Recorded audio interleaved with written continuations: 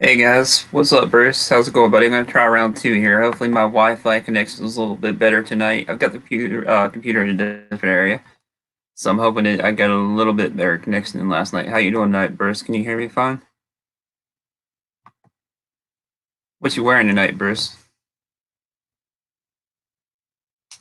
I am actually wearing something you'll probably appreciate. I have this on loan, Omega Aquaterra. Pretty nice little piece here. Actually, seems like it would be a great everyday wear here. This Aquaterra here. Of course, it's a different size than the Seamaster, but definitely a killer piece, especially for the price. You can pick these up used at a decent price. My buddy Tyler was kind enough to loan this in. He's a local collector here, buddy of mine I grew up with. But he lent this Aquaterra and look for a review, unboxing, and all that. So it'll come pretty soon. Content's been a little lacking lately. Of course, as you can understand with everything going on. I hope everybody's staying safe. But Clyde may join in here in a little bit. He had to run an errand, so he'll probably be back here shortly, about 20 minutes or so. So he may join in. I'm not sure if he will or not. But basically, waiting for a couple more people to come in, and we'll start the conversation going. What are you wearing tonight, Bruce? You got the Explorer on?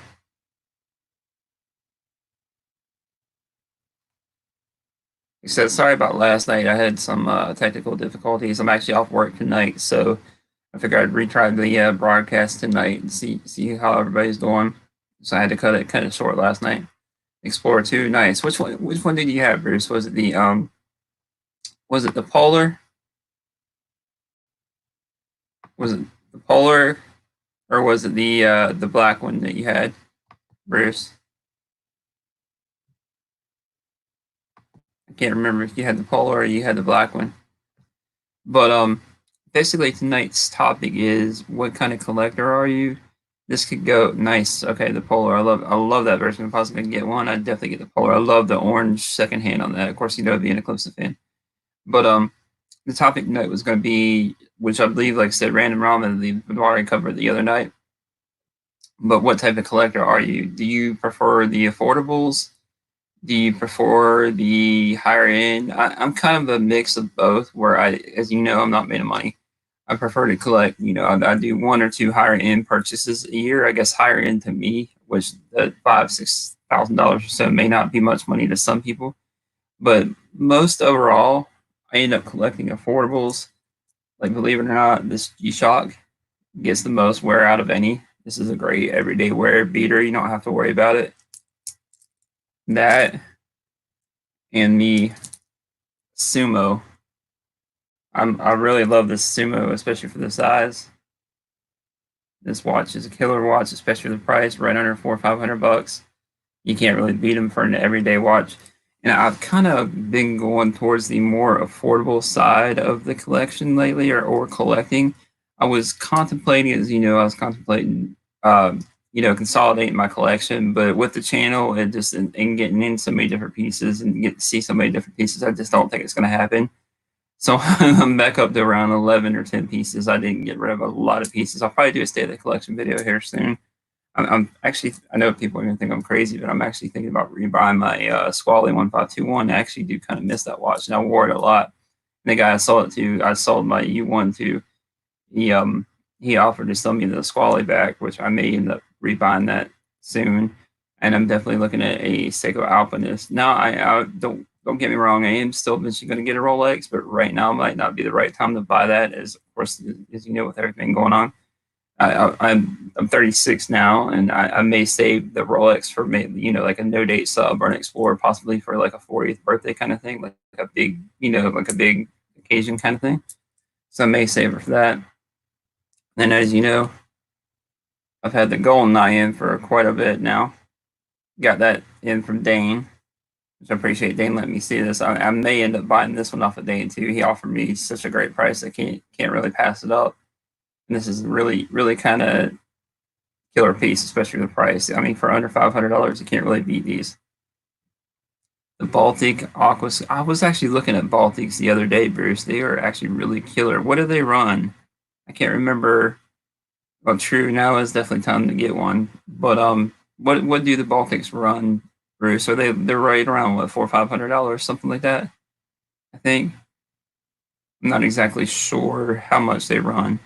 But again, like I said, I've been leaning more towards the affordables, like the sumo. I've had a lot of fun with the sumo. Like I can wear the sumo to work, not worry about it. I can wear it out, wear whatever, doing whatever. Now I don't have to wear it, really worry about it. Whereas I worry about wearing something like this Omega, of course. I'll worry about wearing that more unless I go out. $650. That's not too bad. I can't remember what kind of movement was in them either. Is it a Miota movement or is it an Eda movement first? But I would worry about wearing a Rolex more out or wearing a Rolex to work and stuff more than I would like my G Shock here. Or excuse me, I thought I had a G Shock. But like my G Shock here, like this one, I don't have to worry about this at all. But yeah, $650 for the Baltic and that no date clean now, pretty good, pretty cool. Miota move. That's what I thought it was, but I do like the looks of them, especially in no date. But like I said, basically, it's what kind of collector are you? Are you a higher end? Which and there's another coin to that term also. Do you collect a lot of watches, or do you collect just a few? I know in your case, Bruce, you collect just a few, right? You have like a handful of really nice watches, right? A couple Rolexes and a couple Seikos for beaters, stuff like that. Which I wish I could do that, but I found them just too much of a collectible, and I've been going kind of along the lines of Random Rob as well, where he, like all the affordables, I've been finding myself more comfortable spending like $2,000 and under. I feel like would be, that's what I feel comfortable spending. Like I miss my U1. I'll probably eventually get another Zen U1. That's another one of my watch buying regrets is selling that U1. And believe it or not, like I said, the Squally, I missed that one. Believe it or not, the blue one I had, the polished one I had a while back. I stupidly sold it because, it was associated with other people that will remain nameless. But it's still a great watch, especially with the price. Shouldn't let, other stuff like that determine whether you keep or sell a watch. But basically, those are the ones I miss. And they're great watches, especially for the money. Welcome aboard, guys. How's everybody doing?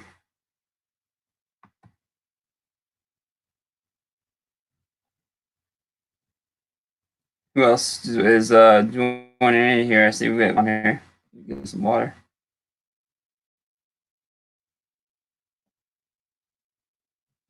You said you're enjoying your King Seiko turtle. I can see that. Yeah, I like the new King turtle. Is it one of the new ones, Bruce? What's going on, James? How you doing tonight, buddy? What are you wearing tonight? You still wearing that Steinhardt?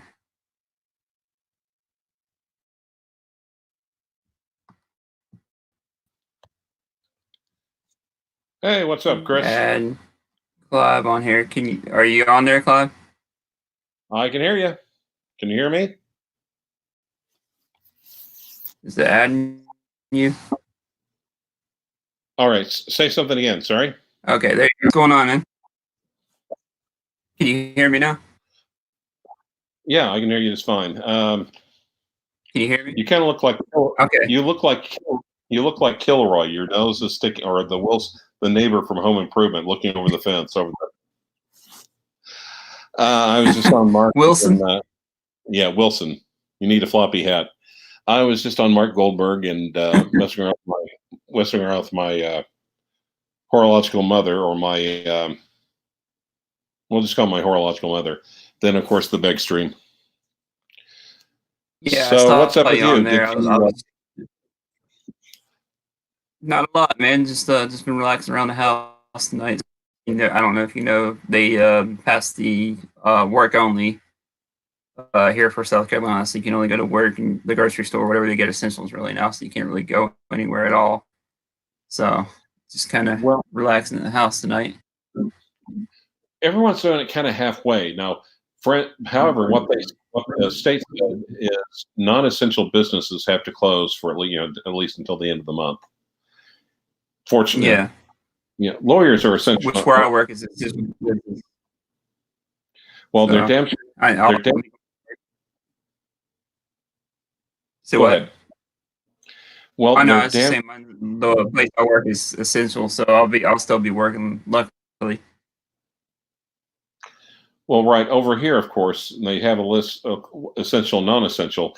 But liquor stores, and of course, do you have like medicinal marijuana in your state? yeah. What is it called? CBD Yeah. stuff like No, that. no, no. Actual medicinal marijuana, to where you could grind it, smoke it, and sniff it, I and didn't have that. holy fuck, we're actually more No, advanced. Wow.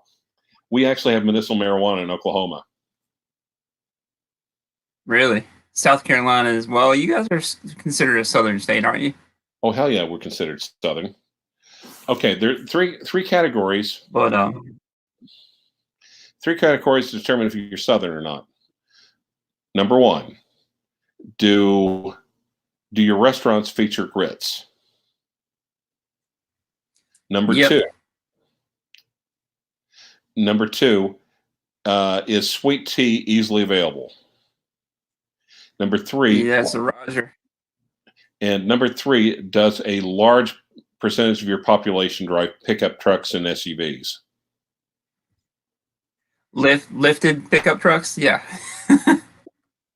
Yeah, exactly. So yeah, I'd But say we're southern. see, James said he's enjoying the M79 or M97. That's nice. I assume we'll be looking for a review for that pretty soon. You know the Batman, the Timex 5. Yeah, yeah, I've heard it. I've seen it. The It's not. just like Yeah, great watch. However, and I like my Pepsi. Don't get me wrong, but certain watches you want to build a collection. Other ones are kind of like one and done. And I think a Timex Quartz is a one and done. yeah, I hear you. I actually have. I was showing them earlier. I actually have that. You got that picture I sent you, right? The Omega, Yeah. the Aquaterra. Not a bad little. Now that is the prior edition of it, because on the newest model, I figured it's an older one, right? yes, that's what I was telling you. On the newest model, the date is moved from 3 to 6, Okay. and the Yeah, I was teak, doing a little research on it. I noticed that. right, and the teak is like vertical on the new one. I think it's horizontal on the older prior model. It's still a great watch either way. Okay. Yeah, he wasn't sure. My buddy is he's local. I grew up with. I found out, he's a watch guy too from being on the watch forums and all that. And he actually got it like partially on trade. Like he owns a floor cleaning business, and he actually kind of got it through that on trade. So doing a little bit of work. Now, what kind of strap is it? Rubber or leather? I'm not sure. It's. Do you know if this? It's got the Omega buckle on it. I don't know if you can see it there. It's got Can the you? Omega buckle there. Okay, no, that's not rubber. That's leather. No, it's the was it ostrich that they used on these? Right. Now, mine came on a blue rubber, and I thought that was fantastically, has a blue rubber. I think it's a fantastically comfortable way to wear a watch. Yeah, I can honestly see this being a great everyday wear to get some native. Or what is it? 18 millimeter lugs, I think, I think so. Yeah. because it looks like about 18 on that. So, but yeah, I just think like I said, I figured I'd get on tonight. I had a little bit of trouble last night whenever I tried getting on. I think Wi-Fi's connection is a little bit better tonight. Well, you'll find that the older you get, you'll have more trouble getting off.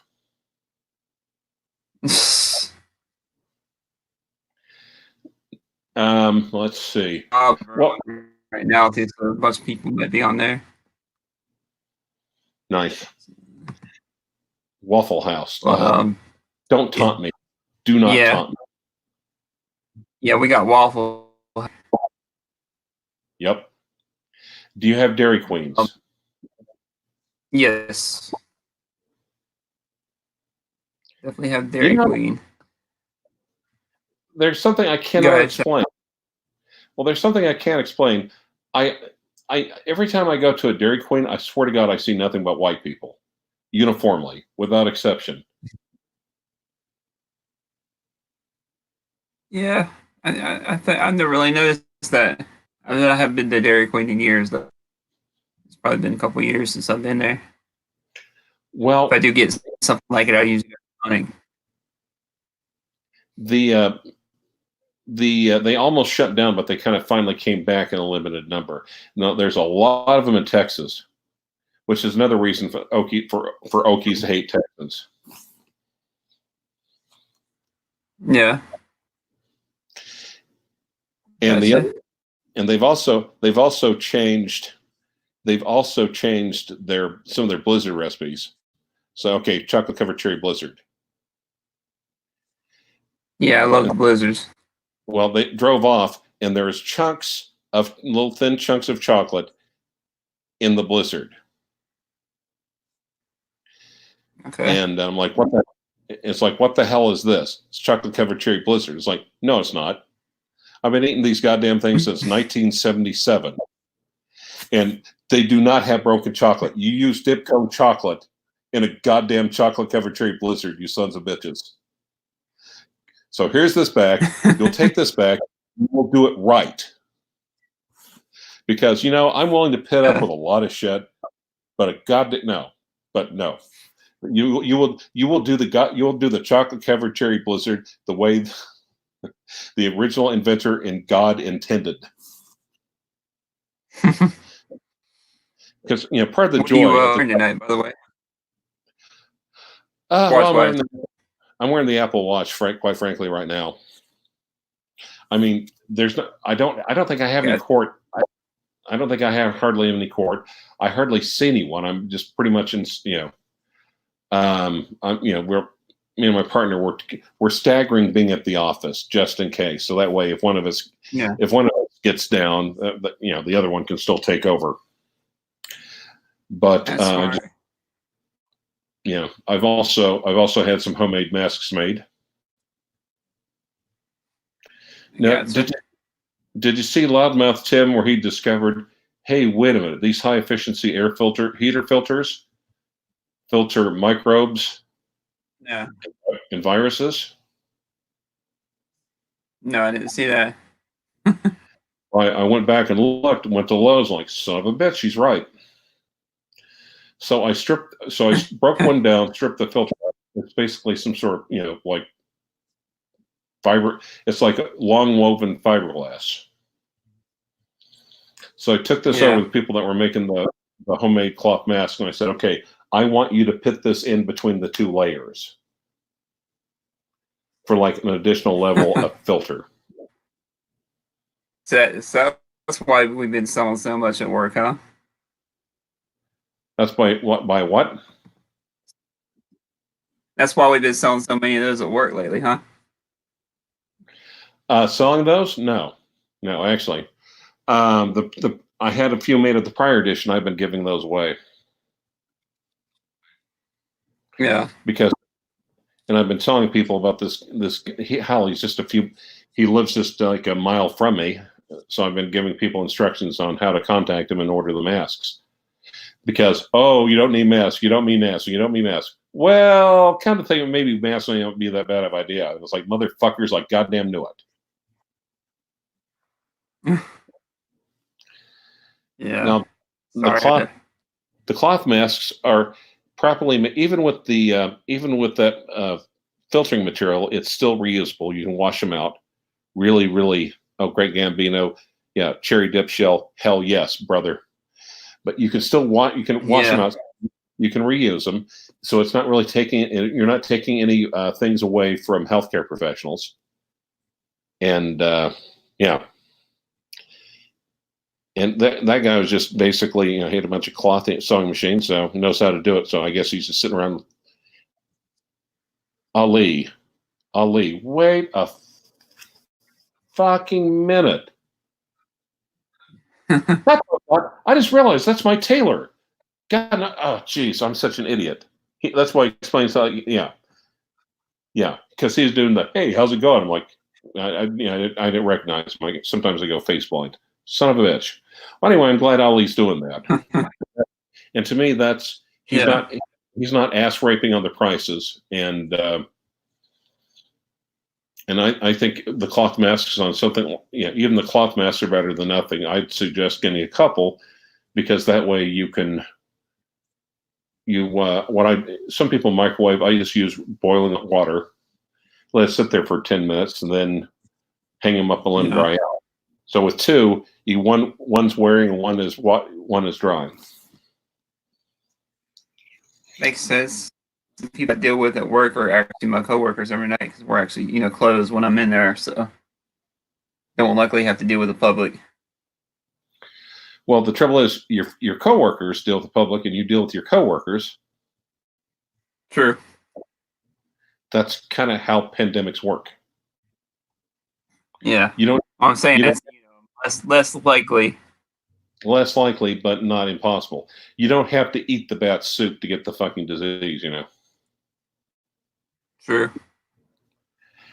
Of course, like I said, you're young, but man, at my age, my condition, I'm not going to take any chances. I can still get hit though. Yep. Yeah. Well, and one of the things that they're saying, well, people over the age of 65 need. So of course, the little fucking idiots were going on a spring break, right? Mm-hmm. To the beach party. And until word started getting out, actually, younger people are dying of this shit too. I mean, it's not like the Black Death, it's not like the bubonic plague, but still. Watch Talk. Okay. What watches are you looking at? Yeah, Bruce was asking. Honestly, like I said, I'm right now on the radar. If I buy any, it's gonna be affordables at the moment, I think. And I was actually looking at the probably the Seiko Alpinist. The new one that just came out for this year. Yeah, I heard of it. I'd say there's. To me, I think the values are still in vintage. Yeah, this is true. I hadn't really had great luck with vintage though. I've bought a couple of vintage, but it's probably been where I bought them from eBay. So maybe I need to look into other places. Okay, yeah. I hadn't had really great. Angelus triple date chronograph. Now it's gold capped. That's the only bad thing I have to say about it, but otherwise it's flawless. And that it's not heavily worn, so the gold's wearing through. I've got like a little Trince watch with a porcelain dial, an Oris pointer date from the 50s. I mean, I picked up a bunch of great vintage even before the coronavirus. For you'd be amazed how cheap it is. Really? Yep. Or if you know where to look. Just gotta know where to look, huh? Yeah. And I'm kind of digging this Omega Aquaterra. Well, there's couple of things I didn't like that slightly a bit bothersome. Okay, number one, of course, the newer one has the newer coaxial movement, and the newer coaxial movement just kicks Rolex. I mean, I think it's still better than the newer Rolex movements, quite frankly. Mm-hmm. But really, is it in-house or is it a modified Edo like my Seamaster? No, it's completely in-house. Okay. It's supremely accurate, but it is a chunky monkey. Which is, so if you think you're going to wear like a sub and wear it with a suit jacket or whatever, no, not really. It's gonna declare war on your shirt cuff. Bruce said he got a great deal on his 1963 Omega Seamaster 30 edition and fully serviced. Right. Oh yeah. And I've had a couple of Seamasters from that age, maybe a little bit earlier, and I think those are great watches as well. Oh yeah, I also got like an oversized 38 millimeter Tissot, and I think that son of a bitch is just really, really well. Actually, hold on. Let me see if I can find what is our Give me a second. Maybe I can. Give me a second. Hold on. Let me find a phone. Okay. I'll send you.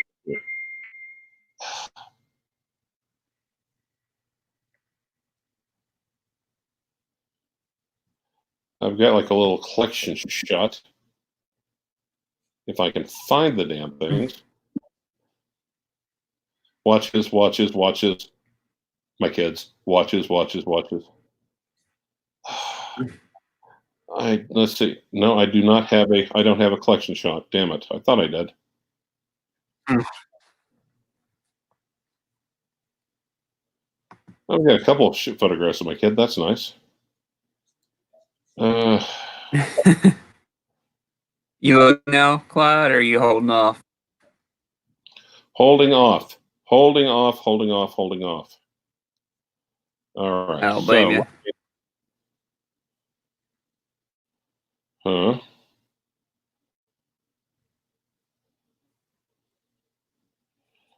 All right. Now I'm going to send you a few pictures. Okay. I had a piece, Tissot, the PRC 200. Remember the Chronos? Yeah. When I first got into watch, of course, it's a quartz, but that was like one of my first watches when I first got into watches. It's a pretty decent little watch for the price, I guess. For Swiss watch, it's quartz.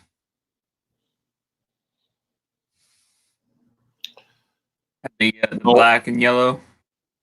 And I also found a Longines DH watch. Nice. I still eventually want to pick up a Heritage Diver, one of the new ones. Mm-hmm. Because you can pick those up decent price, I guess. What, about $1,200-$1,300 probably? True. And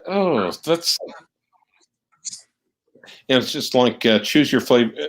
You could either go modern that tries to go vintage or go vintage.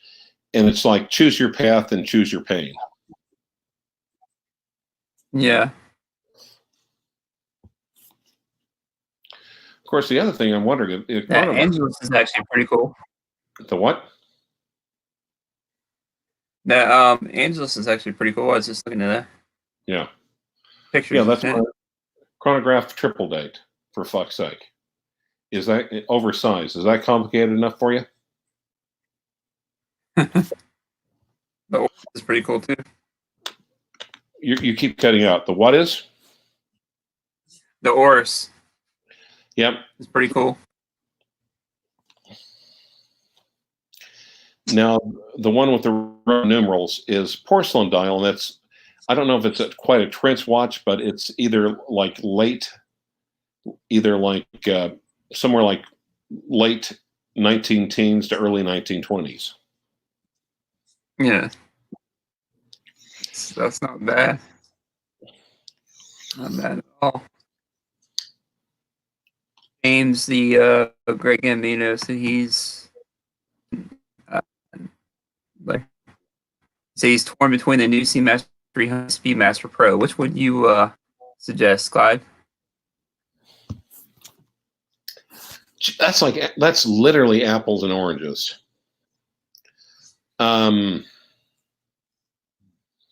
Yeah, that's literally apples and oranges. Do you want it? Ugh. It's just entirely a matter. Yeah, that's like me. I would prefer the Seamaster, but I'm more of a dive watch guy. Yeah, and okay, Gambino, which one do you like more? Let me throw that back on you. Well, you see, in Blue Shirt Buddha saying, yeah, and that's what I was about to say. Go with the man on the moon is an icon. Mm-hmm. On the other hand, Blue Shirt Buddha, there are so many of those damn things out there. Yeah. So, and if it's in terms of, so if you're like an icon in terms of resale value, in other words, you've made a mistake, you've reconsidered, your tastes have changed, you made a mistake, then that's not, unless you buy that damn thing extremely, extremely well, that's not necessarily a guarantee you're going to get out of it and not get a haircut. Yeah, Greg Gambino. James said he usually prefers divers, but Well, and okay, and geez, I can't even keep the beg stream straight anymore. But I think Tan was backing me up on this one. I would say literally the Speedmaster Professional Man on the Moon is probably the most iconic speed stop chronograph out there. I'd say it's more. It's not. Right? Yeah, Heselite in the solid back.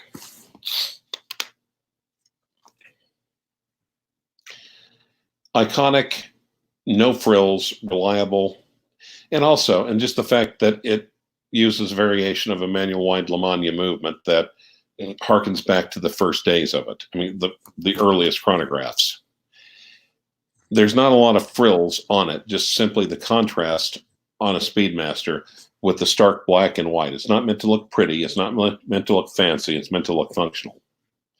You could argue that the Speedmaster Man on the Moon is not a luxury timepiece as much as it is maybe the last true tool watch. That's a pretty good deal. $31.25. Well, yeah, Blue Shirt. I spent $5,000 on mine, so I guess you beat me on that one. There's also a risk of buying gray market at the same time too, though. Because you might get one and not get as lucky, and you end up having to service the movement as soon as you buy it, right? True. On the other hand, I would for buying one from an Omega dealership for like $5,000 or more, as opposed to I'll roll the dice and go with WatchMax. Yeah. Lucia, but what is the service on one of those? They're probably at least a few $100, but it's not like. Oh, okay. I was thinking more than that. Well, also, and the thing is, since it's a Lamagna movement, it's possible that you could still have it serviced independently.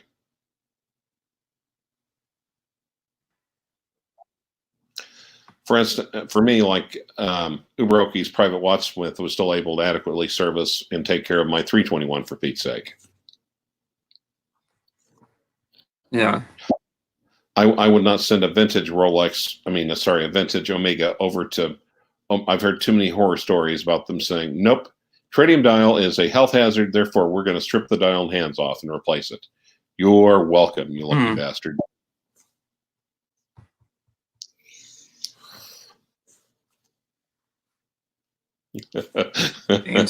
He copied. Wow. Now, on the other hand, I spent $4,000 on $4,000 like a 1970s 861, and and the funny part is that the 861 just looks, the one I have, it aged so well. It's got a tropical dial, it's got a ghosted bezel, but it's not beat all to hell. So it's just from a vintage aesthetic standpoint, or it, and also, and then the tritium also then yellowed up, and just double tritium like that, where it was bleached by the sun and then kept in the dark and yellowed up.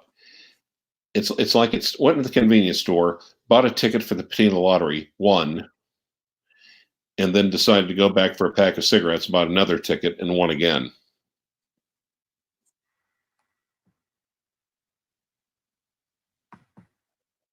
Yeah, Bruce said that was about 3 years ago. He got for that price. Well, yeah, there for a while. The grand market lately, yeah. Well, what is it? Oh, jeez. God, what's the big reseller? I can't think of it. I'm having a total brain fart. I was having it for literally Joma Shop. Yes, thank you. Trouble is, when you start doing these shitty little nicknames, you can't remember the real ones. For instance, E Ladyboy. I actually refer to it now as E Ladyboy. Yeah. Or Homa Shop. They were selling them like new, the 1861 ones, or everything except the factory warranty card for like $3,500. Brand freaking new. That's not bad at all. Not for that. No. Yeah, and however, the people that went to the Omega dealership or the boutique and bought them for 5,000 or more, fucked. Yeah, this is true. I got a decent deal on my Seamaster, but I got it from DJ Lux that I usually deal with. Yeah. They're closed.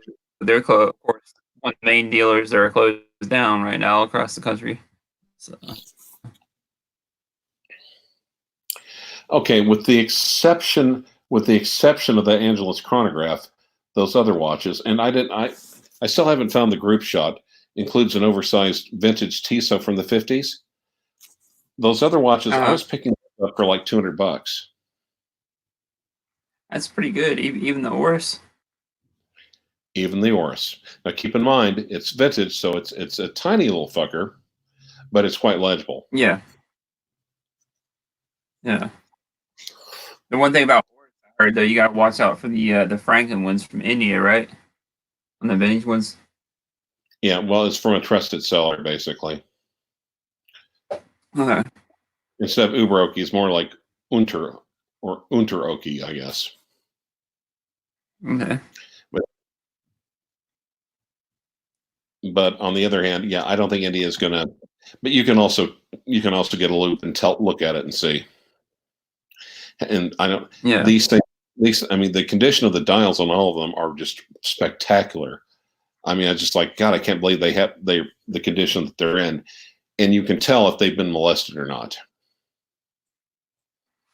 You can tell if Dr. BBW has ever owned them.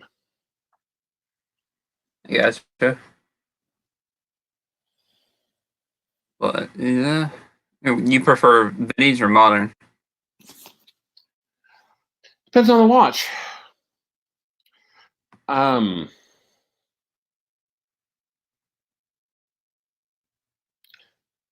The Zenith Sigma Core. Thanks. I also, I actually think one of the bargains that is still existing, but probably not much longer, is of course, everyone's familiar with the Dirty Dozen, right? Oh yeah, classic movie. Had Jim Brown in it, right? The watches. I thought you the talked 12 about the movie. watches. My bad. Yeah, no. The watches produced for the British military in World War II. Okay. Then you've got the A11 Oh, made. right. You've got the A11, which widely known as the watch that won World War II.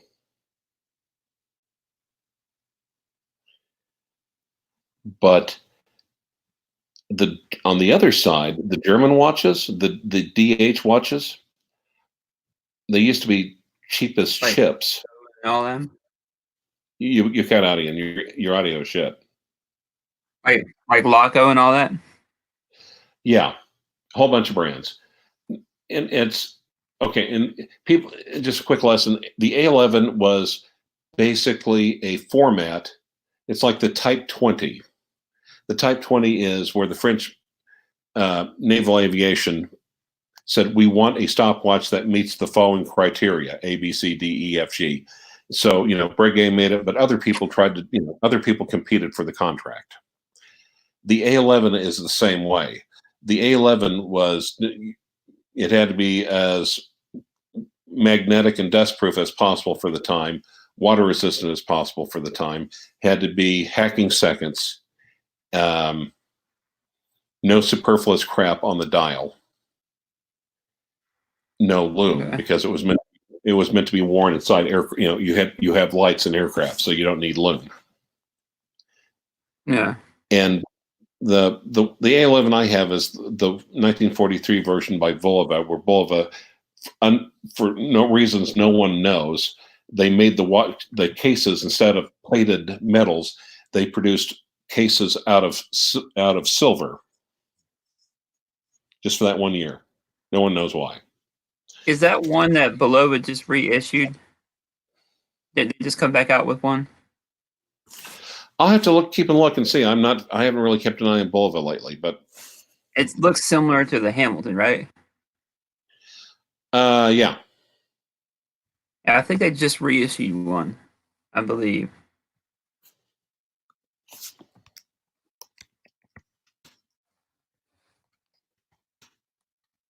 But yeah, Bruce said he got a 43 Elgin A11. Yeah, Elgin's another one. Now, on the other hand, the Germans put out it didn't have to be hacking, but it had to be accurate. It had to be manual wind, as waterproof as possible, as dustproof as possible, and anti-magnetic as possible. But they were made in great numbers, usually out of plated base metal cases. And you could have different brands on the front of it. The Germans, like, if you want to put your name, your brand on the dial, we don't care. But on the back, it has D, a number, and then H. Okay. And people say that D either means Deutsch for Germany or Dieter, service, and then the number, and then H stands for here, HEER, army. So either German army or. And the serial number, the watches had individual serial numbers, so they were issued for important positions by the Wehrmacht's supply, the quartermaster. So that if you were a platoon leader, you needed they make sure you start your attack at this time. They wanted you to have an accurate watch to ensure that you took off across the river at the same time as everybody else. And in some cases, you could buy the watches, and they would take a few Reichsmarks out of your check, eventually pay them off. Assuming you didn't capture or killed, or they killed, or they yeah, or this, they didn't blow up your supply tent. yeah, And those things used to be cheap as chips and just widely available, but they're starting to disappear. They weren't as popular because they were the bad guys' watches. yeah. It's like Japan, the Japanese probably did they use Seikos? Among other ones, Japanese watches are really, really, really hard to find because, among other reasons, They keep everything, don't they?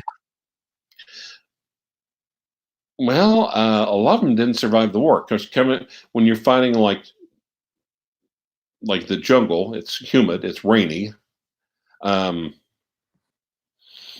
the losses inflicted upon the Japanese.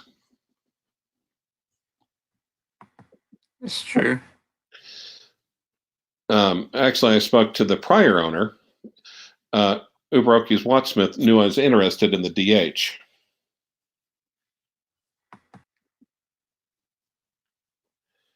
Okay. Dials was for navigators and bombardiers.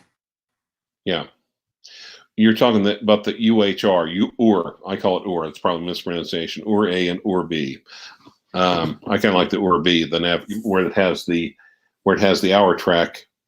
It has a separate hour track in the middle.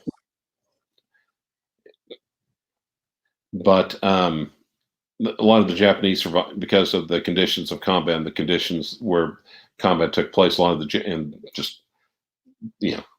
Japanese didn't survive the war. Yeah. Now, my first two, I actually talked to the previous owner, and he got them from his uncle. He said, "Oh, he was in the Third Army." I said, "Oh, wow. What did he do for Old Blood and Guts? Patton's Third Army." Pause. Mm-hmm. Pause.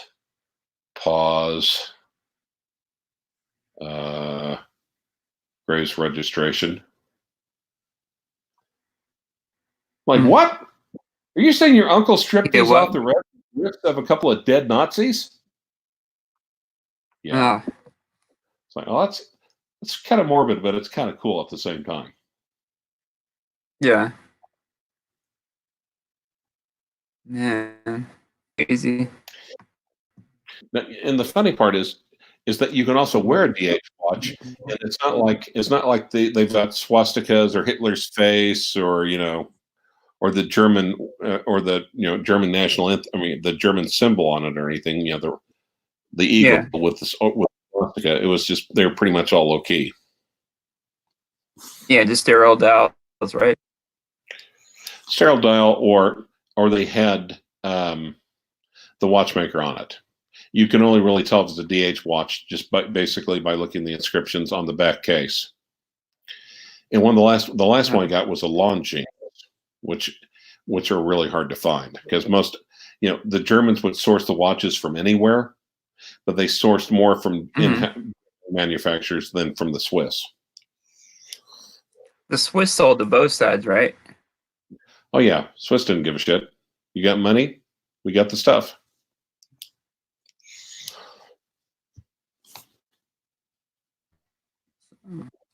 That's pretty cool. I know our troops over here mainly wore what, Hamilton? Who? Hamilton? Was our troops wore Hamilton a lot, mainly here? What? Who? I got the Hamilton part. Is everything else I didn't understand. Can you hear me now? Yeah. Maybe a little better? Well, I was saying that our troops during World War II mainly wore Hamilton. That who mainly wore Hamilton? Our troops, the U.S. troops. Oh, our troops. A lot of it, but and again, Yeah. the A11 was worn by pilots in flight crews. Yeah. And the reason why they called the A11 was supplied through Lend-Lease to the Army Air Force, the God, who else? The Royal Air Force, the Royal Canadian Air Force, and even through the Soviet Air Force. So that's why it was called the watch that won World War II. Okay. Hamilton's. I wouldn't say it was just, and again, it's like I suspect everything is like the A11. The military came out with a specification, and that was fulfilled by different watch manufacturers. Mm-hmm. Now Hamilton made a lot of them. Now the downside about the A11 is, well, the good thing about them is because of they didn't have loom, that they kept really, really well. It's not like they had loom tritium that burned the dial or anything else like that. And despite the fact that they're tiny, they're still easy to read. But usually people will end up getting A13s from like Korea and even later ones from Vietnam. The same basic aesthetic, the same basic look, the same basic function, just a little bit bigger. Gotcha.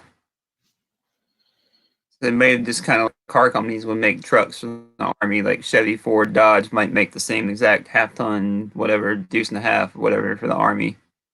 But they're all just branded, look the same. Exactly.